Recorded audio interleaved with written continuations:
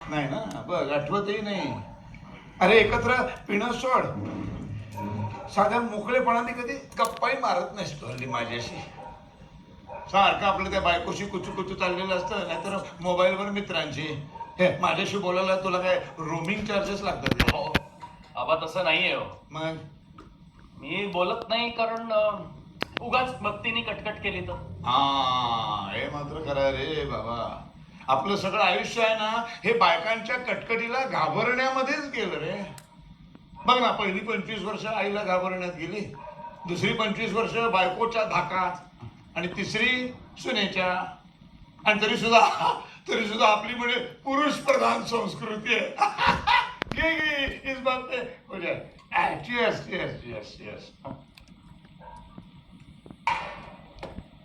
तुला सांगतो, आईची जी निवड आहे ती आपल्या हातात नसते. बायकोची निवड सर्वसाधारण हमखास सगळ्यांची चुकतेच. आणि सून, हो, ही म्हणजे प्रत्येक म्हाताऱ्याला आपण एका मठ्ठ मुलाला जन्माला घातलेल्या चुकीची ती शिक्षा असते.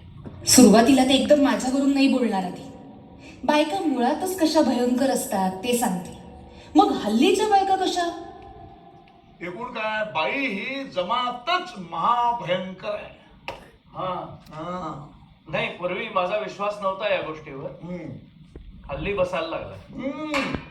बसायला लागला ना. मग काहीतरी घेऊन ये ना, जरा काहीतरी छान घेऊन ये. आणि आता असं बोललास ना, असा कणखर राहा. लवचिकता हा गुणधर्म रबराला शोभून दिसतो, पुरुषाला नाही. हा, वा वा, छान छान छान. पूर्वीच्या पुरुषांचं बरं होतं रे. हे बायका हे शिकायला लागल्या ना, आणि सगळा घोळ झाला बघ. बरोबर आहे आबा तुमचं. हल्लीच्या मुली शिकल्या आणि जरा जास्तच लिबरल झाल्या. अरे लिबरल कसल्या, बिरबल, चतुर, चला. ह्या शिकलेल्या आणि नोकरी करणाऱ्या बायका आहेत ना, ह्या घरात येण्यापूर्वी चपला आणि लाज घराच्या बाहेर काढून येतात. अहो आबा काय बोलताय तुम्ही? एकदा का तुला त्यांचं बोलणं पटतंय असं दाखवलंच ना, की अलगद विषय माझ्यावर आणतील. नाही म्हणजे तुम्ही जे बोलताय ते पटतंय मला. पटतंय ना, पण आता पटून काय उपयोग आहे.